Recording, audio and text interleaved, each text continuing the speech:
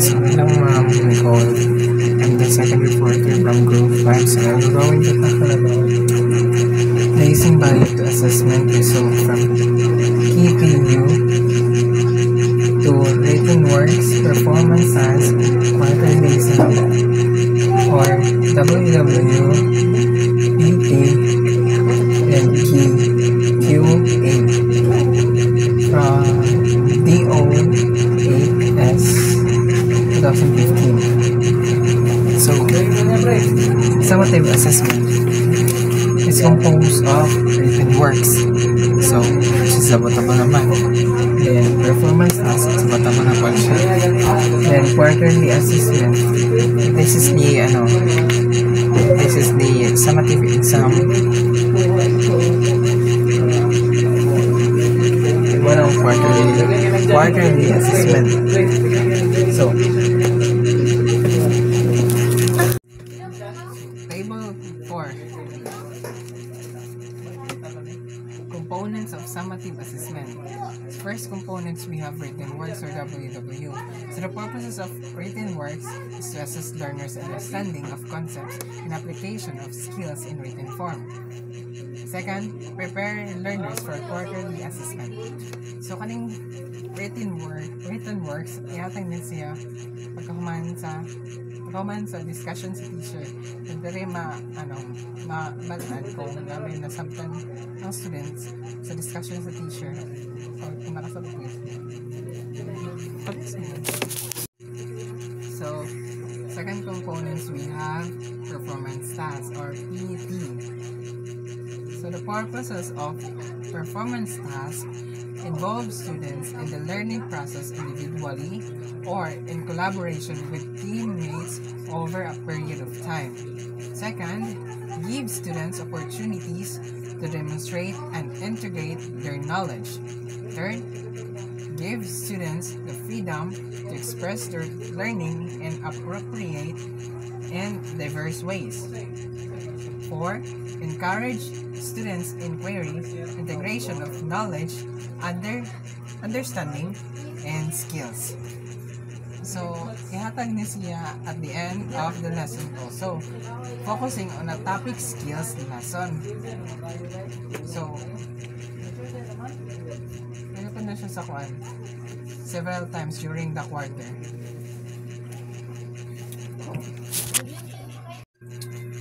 So, let's proceed to grades at the end of the school year and how tests are computed. So, in the kindergarten, teacher use of checklist, anecdotal records, and portfolios are used instead of numerical grades. So, muna siya sa kindergarten. Then, sa curriculum guide na punta, sa grade 1 to grade 10 or junior high, the average of quarter grades produce the end of the year grade. And the second is, the general average is computed by the dividing of sum of all finals by the total numbers of learning areas. So, muna pa maagi sa pag-compute sa grades sa grade 1 to grade 10. So, let's talk about the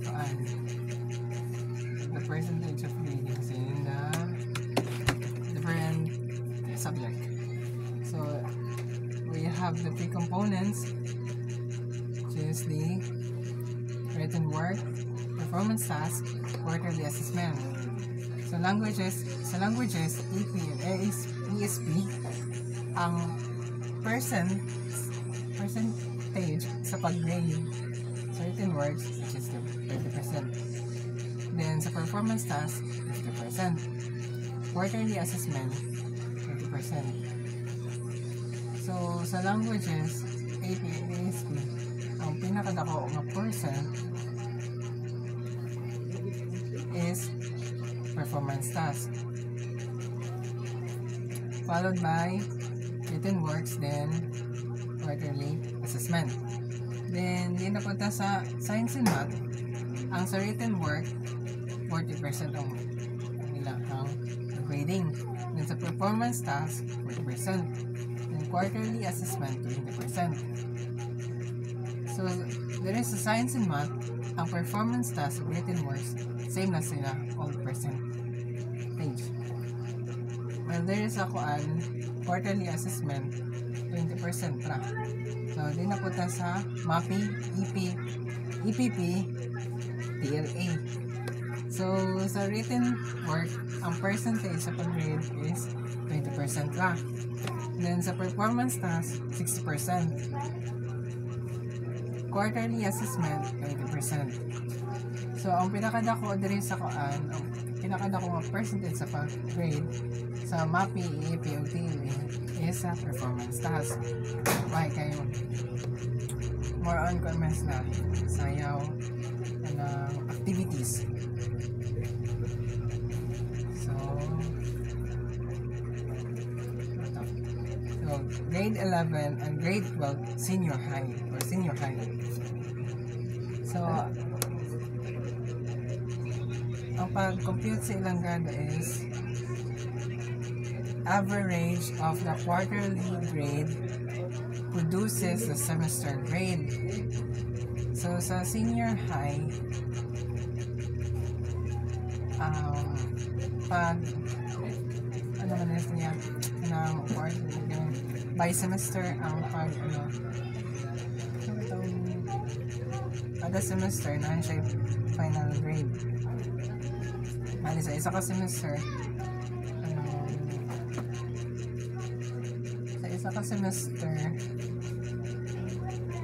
kinahanglan makuan na dito ang mag-shoot ka ng sa college midterm then final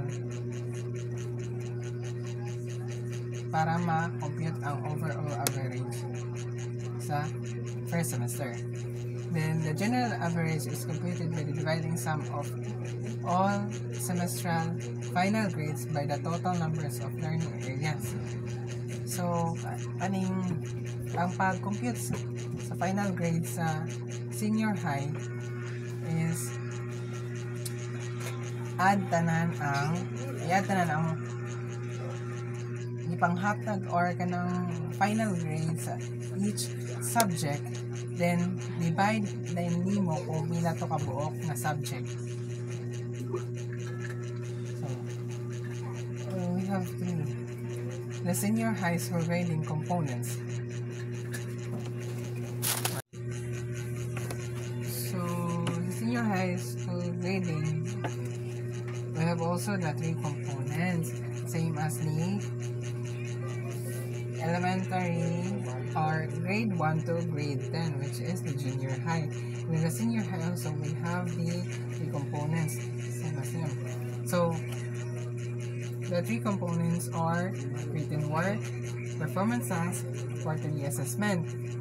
So sa core subject, ang ang percentage sa paggrado is 25% sa performance sa written works, then performance task is 50%, then quarterly assessment 25%. Tapos sa academic track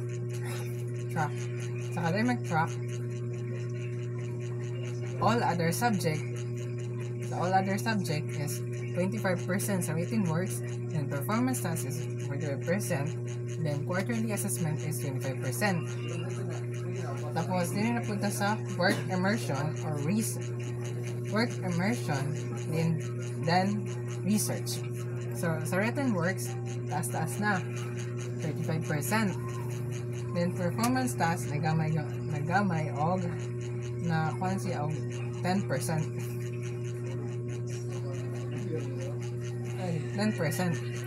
Then sa quarterly assessment sa work immersion and research 25% gihapon. Then din na punta sa textbook or TVL sports, arts, design.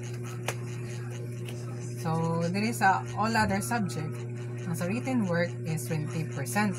Then sa performance task is nako siya kay 60%.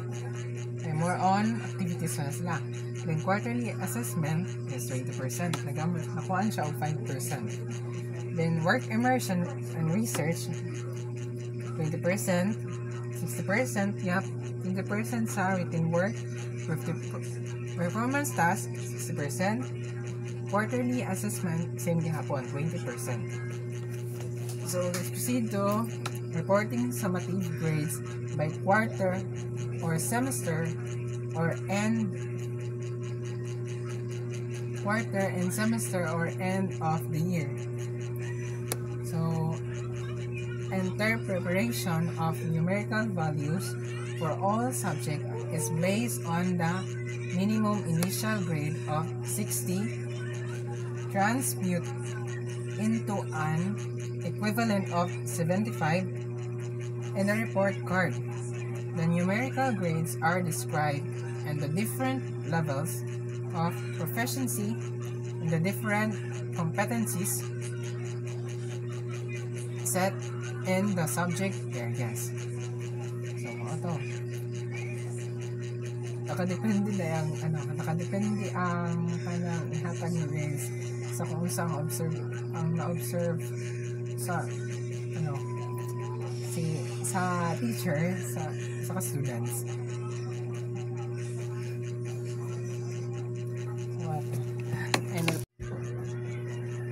So we have the levels of proficiency descriptors. So there are 5 descriptors. First, we have advanced. So sa advanced, ang grading scale based on transmuted value is 90% pataas. So ito na ng mga bata nga, nag-excel sila. Then proficiency, ang grading scale based on transmuted value is 85% to 89%. So ito na yung mga na-improvement, hapit na sila kanang ilang kuan is kanang excel na sila kamay lang ko lang. So approaching proficiency is ito, ang grading scale based on transmitted value is 80% to 84%. So katulad ng mga paanang neutral lang, hindi sila taas, hindi sila excel, dito sila kanang kuan, kanang beginner. So nasa sa middle. Then developing, ang grading scale based on transmitted value is 75% to 79%. So kaning developing paano siya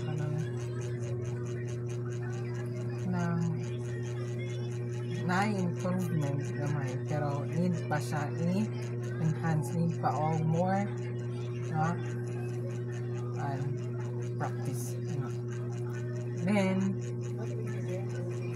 the beginning, so muna to beginning, ang grading scale based on transmitted value is below up to 74%. Kung yung mga beginner is katong kuan pa sila kanang need pag yun or kanang tuduanon pag yun, mas kanang tutukan ko din sila muna itutukan yun kay nang maglisod sila o kanang sabot sa mga discussion and at the same time kanang sa mga kanang in terms of quizzes ng gamay ilahang scores. So these are my report, or this will be the end of my report, Ma'am Nicole. So again, I'm GNJ Tonggay, and that's all.